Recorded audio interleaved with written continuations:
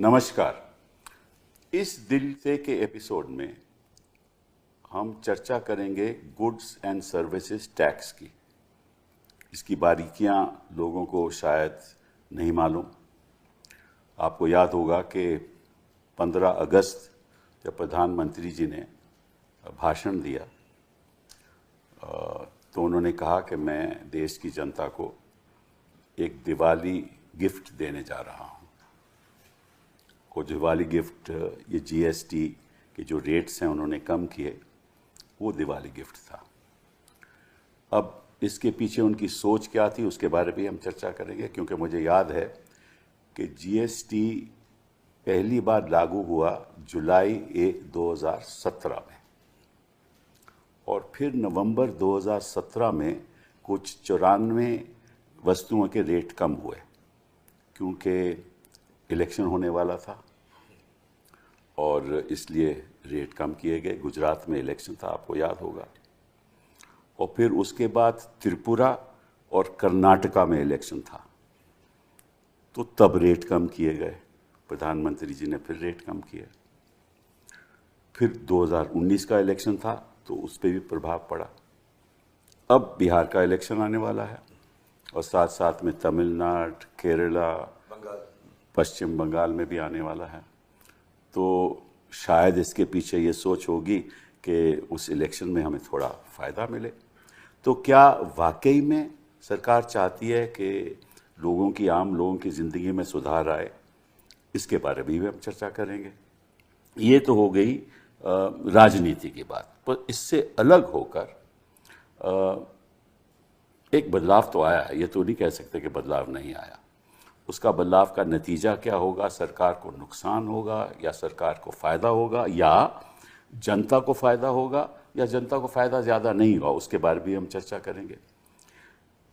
GST में एक बहुत ही अहम मुद्दा है जिसको हम कहते हैं इन्वर्टेड ड्यूटी स्ट्रक्चर। ज़रा मैं 2-3 शब्दों में आपको बता दूं उसका मतलब क्या है।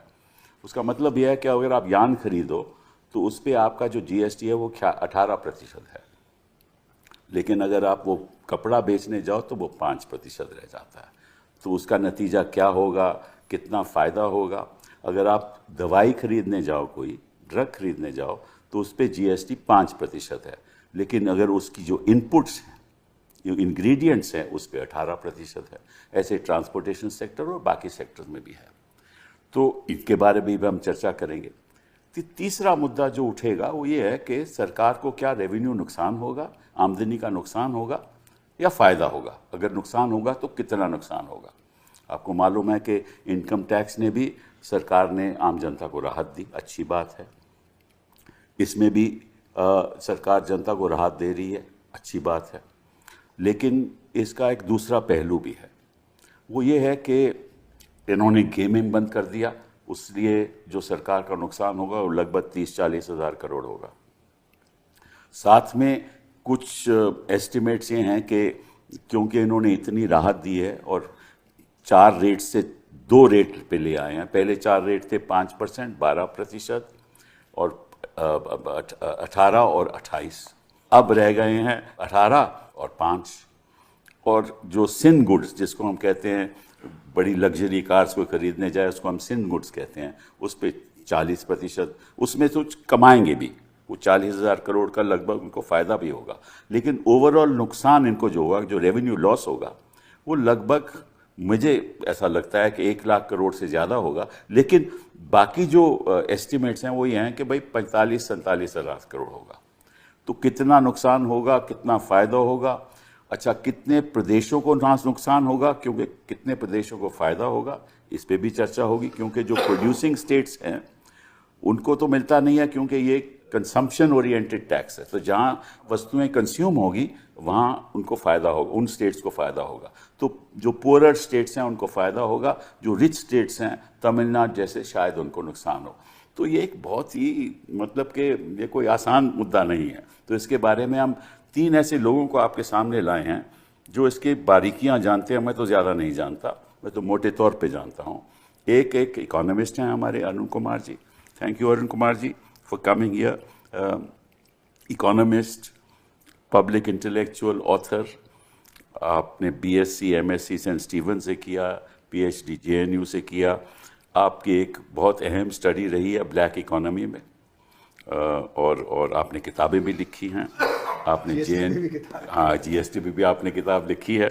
आप जेएनयू में 1984 से लेकर 2015 तक पढ़ाते भी रहे, और आपकी कई पब्लिकेशंस हैं, ख़ास तौर पे डिमोनेटाइजेशन में। और आप रोज़ हम आपको टीवी पे देखते हैं, तो आपका बहुत बहुत धन्यवाद। आई थॉट ये इकोनॉमिस्ट का दृष्टिकोण भी हमें समझना चाहिए। गर्ग साहब, मैं आपसे जब मुलाकात मैंने आपसे की, मुझे ऐसे लगा कि मुझे कोई जानकारी नहीं है जीएसटी के बारे में। आप इतना जानते हो। आपने मेरे ख्याल इसमें 30 साल बिता दिए इस मुद्दे को लेकर। आप IRS के ऑफिसर हो। 1983 में आप सर्विस में आए, और फिर आपने customs and indirect taxes CBEC और CBIC जिसको हम आज कहते हैं, वहाँ आपने 30 साल काम किया। और आपने MBA अहमदाबाद से किया, IIM अहमदाबाद से, LLB की डिग्री, लॉ भी जानते हैं, मैनेजमेंट भी जानते हैं, और कैसे GST मैनेज होता है वो भी आप जानते हैं। और फिर आपने 2000 में डिप्टी सेक्रेटरी आप बने customs and international affairs from the finance ministry, और आप एडवाइज़र भी रहे, CBEC के एडवाइज़र भी रहे। और 2010 में आप जॉइंट सेक्रेटरी रहे मिनिस्ट्री ऑफ फाइनेंस में। और फिर आपने कई रिटायरमेंट के बाद भी आपने सरकार को कई एडवाइजरी रोल में आपने सरकार की मदद की। और पंजाब में आपने एडवाइज़र रहे टू द चीफ मिनिस्टर। तो आपको बहुत बढ़िया जानकारी है इसके बारे में। तो आप, I hope that you enrich us with your knowledge. Saket, you are of course one of the youngest members of parliament, और आपने TMC को अभी 2021 में ज्वाइन किया। 2023 में आप मेरे कॉलीग रहे, हाँ, तब से आप मेरे कॉलीग हो राज्यसभा में। और आपने शुरुआत एज अ जर्नलिस्ट की, और आप लिखते रहते हो। कॉरेस्पॉन्डेंस रहे आप फाइनेंशियल टाइम्स में। मुझे ये नहीं मालूम था कि आपने चेकोस्लोवाकिया के शुरुआत की as a teacher, teaching children in school. That's amazing. और आपकी भी मेरा ख्याल दृष्टिकोण, जो आपकी जानकारी GST में, मुझे लोग कहते हैं बहुत बहुत बहुत है, तो आपका भी आपका राजनीतिक नज़रिया, आप उसके बारे में हम आपसे चर्चा करेंगे। अरुण जी, ये बताइए कि कितना फायदा होगा और कितना नुकसान होगा सरकार को? सरकार को और जनता को, है ना, दोनों को। तो ये जो है GST, वो एक इनडायरेक्ट टैक्स है। जी हाँ। इनडायरेक्ट टैक्स को हम बोलते हैं रिग्रेसिव होता है। अच्छा। इसका जो भार होता है वो प्रोपोर्शनेटली जो वेल ऑफ सेक्शन नहीं होता है उस पर ज़्यादा पड़ता है, और जो वेल ऑफ सेक्शन होता है उस पर कम पड़ता है, क्योंकि उनका कंजम्पशन बहुत है। अच्छा। अगर जैसे कोई करोड़पति है तो वो अपना कंजम्पशन कितना करेगा? वो अपना जो इनकम का 5% कर लेगा, 7% कर लेगा, उसी पे वो टैक्स देगा। जो गरीब आदमी हो तो पूरा का पूरा 100% कंज्यूम करेगा, है ना, तो उसके ऊपर ज़्यादा भार पड़ जाता है। इसलिए हम उसको बोलते हैं कि एग्रीगेट में वो एक रिग्रेसिव टैक्स होता है, तो उसका भार पड़ता है गरीब आदमी पे। तो इसलिए अक्सर ये कहा जाता है कि भाई इनडायरेक्ट टैक्स कम रखो और डायरेक्ट टैक्स ज़्यादा रखो, क्योंकि इनडायरेक्ट टैक्स जैसे ही हम बढ़ाते हैं तो दाम बढ़ जाते हैं, और जैसे ही दाम बढ़ते हैं तो परचेजिंग पावर कम हो जाती है। तो इसलिए इनडायरेक्ट टैक्स जो होता है उसको हम कहते हैं ये रिग्रेसिव है, और इसका असर। लेकिन हमने तो अच्छा काम किया ना, इनडायरेक्ट टैक्स लाए, GST लाए, क्योंकि पहले तो 17 टैक्सेस थे, जी हाँ, हमने खत्म किया। तो अच्छी बात की। नहीं, वो तो ठीक है कि हमने उसको एक तरह से इनडायरेक्ट टैक्सेस को एक कंबाइन करके वो किया। लेकिन चक्कर क्या है कि ये जो हमारा GST है वो ज़्यादातर संगठित क्षेत्र पे पड़ता है। जैसे कि अरुण जेटली कहते थे कि 5% यूनिट्स हैं वो 95% टैक्स देते हैं, और 95% यूनिट है वो 5% देते हैं। तो आपको पता है कि जैसे इसमें तो इनकम टैक्स में भी वही है, इनकम टैक्स में भी वही है। लेकिन फिर भी क्या है कि यहाँ पे जो असंगठित क्षेत्र है वो एक तरह से बाहर हो गया। 50 लाख से आपका टर्नओवर कम है प्रोडक्शन में, तो आप जो उसमें नहीं आते। अगर सर्विसेज में 40 लाख से कम है, 20 लाख से कम है, तो आप नहीं आते। 1.5 करोड़ तक है तो आप कॉम्पोजिशन स्कीम में आते हैं, जहाँ पे 1% टैक्स देना होता है।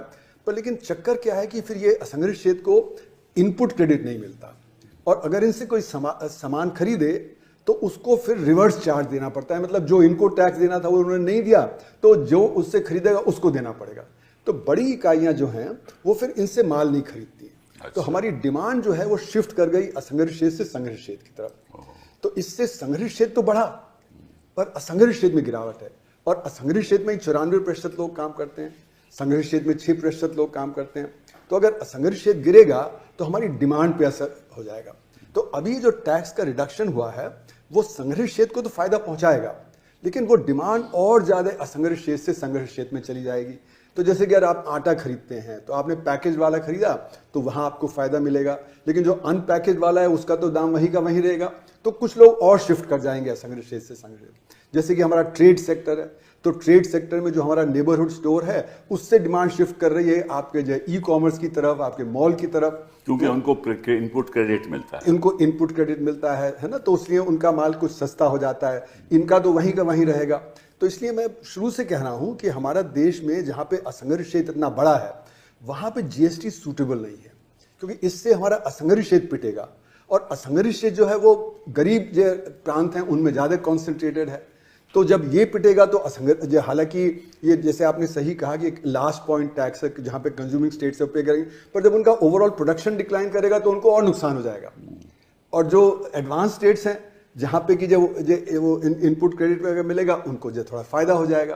तो इसलिए गैर बराबरी इससे बढ़े, तो आम जनता के लिए नुकसानदेह है। तो जो आम जनता जो 94% असंगठित क्षेत्र वाले हैं ना, वो जब उनका जॉब लॉस होगा तो उनकी परचेजिंग पावर कम होगी तो उनका नुकसान होगा। तो हमने ये क्यों इस समय 15 अगस्त की स्पीच में हमने रखा, क्योंकि ट्रंप साहब ने 7 अगस्त को ये एग्जीक्यूटिव ऑर्डर साइन किया कि अब हम पीनल टैरिफ लगाएंगे इंडिया के ऊपर 25%। तो उससे हमारा ट्रेड एकदम गिरने वाला है। जो एक्सपोर्ट जो 4.5 लाख करोड़ का हमारा ट्रेड है, मतलब ट्रेड तो और भी ज़्यादा है, लेकिन 4.5 करोड़ जो लाख करोड़ है उस पर हमारा जो ट्रेड कम हो जाएगा, क्योंकि वहाँ पे 25% और अतिरिक्त लग गया है, तो उससे डिमांड कम होगी। तो ये भी एक राजनीतिक फैसला था आपके हिसाब से? बिल्कुल, ये राजनीतिक है, क्योंकि एकदम से किया गया ये ना, और जो डिटेल्स वर्कआउट करने चाहिए तो डिटेल्स वर्कआउट नहीं किए। जैसे कि आप बता रहे हैं कि कई चीज़ों में प्रॉब्लम आएगी कि कहीं 18% टैक्स है लेकिन वो इनपुट्स पे जो टैक्स ज़्यादा है, तो उससे जो रिवर्स जो इन्वर्जन हो जाएगा, तो जो रिफंड भी नहीं मिलेगा टाइम से मिलेगा। तो ये सारी चीज़ें वर्कआउट करने की थी, पर लेकिन एकदम से इनको लगा कि अब हमारे यहाँ डिमांड कम हो जाएगी एक्सपोर्ट की, वो 4.5 लाख करोड़ की कम होगी, तो यहाँ पे हम कुछ छूट दे देंगे और उससे फिर इलेक्शन में भी बाद में फ़ायदा पहुँच सकता है। तो इसको सोचा नहीं गया पूरी तरह से। जैसे कि मेरा मानना है कि जब जुलाई 2017 में किया गया था तो उस समय भी जल्दबाजी में कर दिया गया। जो हमें एक एक्सपेरिमेंट करके कि किस प्रकार से इंट्रोड्यूस करें, कैसे हम उसको आगे बढ़ाएं, वो नहीं किया गया। तो इसलिए मेरा मानना है कि एक तो सरकार को भी लॉस होगा, रेवेन्यू लॉस तो डेफिनेटली होगा, क्योंकि आपका जब टैक्स कम आएगा तो फिर आपका वो रेवेन्यू कम होगा। उदाहरण के तौर पे ये कहते हैं कि नहीं हमारी डिमांड बढ़ जाएगी, पर जहाँ पे 12% टैक्स था उसको आप 0% कर देंगे तो चाहे कितनी भी डिमांड बढ़े रेवेन्यू तो बढ़ेगा नहीं, क्योंकि तो 0% है। तो उसी तरह कारों पे अगर आपने 28% से 18% कर दिया तो आपका जो टैक्स रेवेन्यू है वो 35% गिर गया, लेकिन जो कंज्यूमर है उसको तो 5% ही फायदा हुआ। तो 5% जो प्राइस का फायदा होगा तो उससे वो डिमांड 3 गुना नहीं बढ़ेगी, थोड़ी बहुत डिमांड बढ़ेगी पर उतनी नहीं बढ़ेगी। गर्ग साहब ये बताइए कितना नुकसान होगा सरकार को आपके हिसाब से? ओके, क्या ये जो 4 रेट्स में 2 रेट कम हुए हैं इसका पीछे सोच क्या है? क्या कितना नुकसान होगा सरकार को और कितना फायदा होगा कंज्यूमर को आपके नजरिए से? सर पहले रेट्स को समझ लेते हैं। जब 17 में ये आया टैक्स तो सरकार ने रेट्स कैसे निश्चित किए? सरकार ने सब टैक्सेस जो जीएसटी से पहले लगते थे उनको टोटल किया और जो क्लोजेस्ट रेट बैठा उसमें डाल दिया। तो सर जो स्टेट्स थी वो वैट लेती थी, कोई 12.5, कोई 14, कोई 15 और एक्साइज थी 12 ऑन दी नेट वैल्यू। तो उन्होंने कहा 26, 27 से लेकर 31 तक बैठा है, 28 बना दिया। नीचे का रेट एक्साइज 6 थी, वैट भी किसी का 5 किसी का 6, उन्होंने 12 कर दिया। और बीच में सर्विसेज थी 15.36 थी तो उनको 18 कर दिया और इंटरमीडिएट्स को कर दिया। अब ये जो 2 रेट उस टाइम प्रिंसिपल रेट्स थे 28 और 12, ये दोनों उड़ गए हैं सर। अब 28 को हमने 18 पे ले आए, 12 को हम 5 पे ले आए। दूसरी चीज ये भी जाननी जरूरी है कि अब 5 एक यूनिफॉर्म रेट नहीं है। अच्छा, वो कैसे? 5 के 4 रेट्स हैं। वो कैसे? ये भी पहले समझना पड़ेगा क्योंकि ये गलतफहमी चल रही है। एक तो 5 वो है जिसको क्रेडिट पूरा मिलेगा। अच्छा तो that is a genuine GST rate of 5%। अच्छा उसके बाद वो है जिसको सिर्फ इनपुट सर्विसेज का क्रेडिट मिलेगा। अच्छा, वो कैसे, जरा समझा दीजिए। मान लीजिए मैंने कोई सर्विस आगे दी, मेरे को पीछे से कुछ सर्विस आ रही है, सर्विसेज का ले लूंगा, गुड्स का और कैपिटल गुड्स का नहीं तो मिलेगा। सर्विसेज की बात कर रहे हैं। सर्विसेज में मिलेगा 5। कुछ में बिल्कुल क्रेडिट नहीं मिलेगा। अच्छा मैंने मना कर दिया कि आपका 5 रेट है, बिल्कुल क्रेडिट नहीं मिलेगा। अब उस पर इम्पैक्ट तो ज्यादा है ना सर, वो करेक्ट। तो किसी ना किसी फॉर्म में लेगा। फिर जो पहली फॉर्म है जिसको 5 फुल क्रेडिट भी दिया है, वो हो सकता है 5 में इन्वर्टेड ड्यूटी स्ट्रक्चर हो, जैसे मैंने बताया। आपने बताया। अब उसको रिफंड सिर्फ गुड्स का मिलेगा, इनपुट्स का। अच्छा, उसको सर्विसेज का रिफंड नहीं मिलेगा उसको। ओह आई सी। तो अब उस पे तो वो नुकसान हो जाएगा उसको वेस्ट हो जाएगा। तो उसके ऊपर जो इफेक्टिव टैक्सेशन है वो 5 ना होके 7, 8 कुछ भी हो सकती है, डिपेंडिंग कि उसकी इनपुट्स कितने पे आ रही है। अब ये एक अलग कॉम्प्लिकेशन है। अगर आप इंडिया की इंडस्ट्री उस पे मान लो 7 या 8 भर रही है, इंपोर्ट तो 5 पे आ जाएगा सर। जी हाँ बिल्कुल। तो ये चीजें जो हैं ये खो रही हैं इन चीजों में। मेरा ये जो हुआ है इसमें बहुत चीजें सॉल्व हुई हैं। अब 17 में मैं आपको एक एक्सट्रीम एग्जांपल अच्छाई भी है, लेकिन नुकसान के बारे में नुकसान भी है कि इसको किया जा सकता था कंट्रोल। जैसे मैं आपको पहले का एग्जांपल देता हूँ। 17 में ये हुआ, अगर मैं मिठाई में प्रसाद लेता था, प्रसाद तो मैं वो भगवान को चढ़ाऊंगा, वो 0 ड्यूटी था। करेक्ट। अगर मैं उस प्रसाद को मिठाई की तरह खाता था तो 5 था सर। करेक्ट। अगर वो प्रसाद चिक्की की फॉर्म में था तो 12 था। प्रसाद नहीं, मिठाई थी, चिक्की होती थी तो 12 थी। कुछ और खाने की आइटम थी तो 18 थी। अगर उसमें चॉकलेट डल गई तो सर वो 28 था। अब सरकार ने ये बहुत कमाल की बात की है कि अब एरेटेड बेवरेजेस को छोड़ के हर चीज या तो 5 है या तो 0 है। जी हाँ। तो अब ये झगड़े थे रोटी वर्सेस पराठा वर्सेस ब्रेड, वो खत्म हो गए। उस तरह की चीजें सर सब खत्म। बहुत अच्छी बात होगी। वो सब अच्छी बात होगी। वो झगड़े थे। अब जब 5 का टैक्स होगा सर, उसमें जनरली अगर आप एक पूरे भारतवर्ष की एवरेज ले 3, 3.5, 4% का इनपुट क्रेडिट होगा, तो लोग आपको कोई बहुत ज्यादा टैक्स नहीं देने वाले, 1-1.5% है। और मेरे ख्याल से इसका फायदा भी है, नुकसान भी है। फायदा तो ये होगा कि बहुत लोग कहेंगे जीएसटी में रजिस्टर ही कर लेते हैं, उसका एक फायदा है बहुत ज्यादा। तो लोग डिक्लेरेशन करेंगे और इकोनॉमी जिसको हम बोलते हैं फॉर्मलाइज हो जाएगी। और दिक्कत यह है कि इसके साथ अगर हम सिंप्लीफाई ना करें, लोगों को तकलीफ हुई रहे और एक जिसको हम इंस्पेक्टर राज कहते हैं और वो चालू रहे, तो लोग घबराएंगे। तो ये हमें कंसेशन तो आ गया है, रिफॉर्म के लिए 4 स्टेप और लेने की जरूरत है। तो मतलब ये कंसेशन है लेकिन पूरी तरह से रिफॉर्म नहीं है। मतलब कुछ तो जैसे मैंने आपको क्लासिफिकेशन डिस्प्यूट का बताया, क्या ये रिफॉर्म है? इनकम्प्लीट है सर। जैसे हम बॉल बी में ले गए हैं, जो हॉकी में गोल करना होता है ना सर, करेक्ट, वहां चूक गए थोड़ा सा। करेक्ट। और दूसरा आपने सवाल ये रेज किया था कि रेवेन्यू लॉस। हाँ। वैसे तो जैसे कहते हैं proof of the pudding is in the eating sir, अब ये फिगर्स सूनर और लेटर आएंगे। पर मेरा अपना विचार है कि देखो इस महीने तो सर कोई सेल नॉर्मल मंथ नहीं है, अक्टूबर विल अगेन भी है फेस्टिवल, नवंबर में पता चलेगा। तो नवंबर का जो आएगा वो ग्रोस आएगा। उसके बाद जो इन्वर्टेड ड्यूटी के रिफंड हैं वो जाके लोगों को फरवरी से या मार्च से मिलने शुरू होंगे, तो पूरा इम्पैक्ट उस टाइम आएगा। पर एक जैसे होता है कि भाई बॉल पार्क नंबर सोचते हैं कि आप क्या होगा, उस पर मैं सिर्फ ये चाहता हूँ कि जैसे मान लीजिए आप उस प्रोडक्ट को ले लीजिए, 2 व्हीलर्स को ले लीजिए या छोटी कार को ले लीजिए कि 28 से 18 हो गया। जी हाँ। तो ज़्यादातर लोगों के दिमाग में यह है कि आप टैक्स 18/28 रह जाएगा। जी हाँ जी। सर ऐसे जीएसटी नहीं होता। जब वो 28 था, मान लीजिए उसमें 14 या 15 के क्रेडिट है, असेंबली इंडस्ट्री है सर, बहुत हैवी क्रेडिट्स पे चलती है। करेक्ट। तो मैं जब 28 भरता था, मैं मान लीजिए 14 क्रेडिट से देता था, 14 मैं कैश देता था सर। जी हाँ। अब जब वो 18 आएगा, मेरा 14 का 14 तो रह ही रहा, सर्विसेज का कम नहीं हुआ, कंपोनेंट्स का कम नहीं हुआ। बिल्कुल। अब मेरा कैश रह गया 4, तो मैं 14 से जब 4 पे आता हूँ तो नुकसान 70-72% का नुकसान हो जाएगा, रेवेन्यू लॉस हो सकता है। तो ये मतलब सोचा नहीं। मैं ये नहीं कहना चाहता। अब 28 से जब 40 हो रहा है कुछ चीज़ों का, तो उसमें एडवांटेज, उसमें 40,000 करोड़ उसमें एडवांटेज भी होगी। इसी तरीके से जब 12 से 5 होगा तो ये नुकसान आपको 7/12 नहीं है। उसमें अब आपको product to product, service to service वो देखना पड़ेगा। बट ऐसा कुछ लग रहा है कि शायद बाकी इकोनॉमी कितनी बढ़ेगी, आफ्टर ऑल सरकार में हम एक बात कहा करते थे कि सरकार की बॉटम लाइन प्रॉफिट नहीं होती सर, सरकार की बॉटम लाइन होती है फिस्कल डेफिसिट। करेक्ट। बजट में लास्ट। अब ये जितना भी लॉस हो 48,000 बोला है सरकार ने 23-24 के हिसाब से, इस साल अगर आप उसको थोड़ा एक्स्ट्रापोलेट करेंगे तो वैसे ही 60,000 करोड़ बन जाएगा। अब ये 60 हो या ज़्यादा हो, ये पैसा कुछ लोग कहते हैं 1 लाख के लगभग रहेगा। तो 1 लाख ले लीजिए। अब वो 1 लाख जब सरकार कम करेगी तो सरकार कम खर्चेगी या तो फिस्कल डेफिसिट बढ़ाएगी। करेक्ट। नहीं, फिर कोई सोशल सेक्टर में खर्चना तो जरूरी है ना।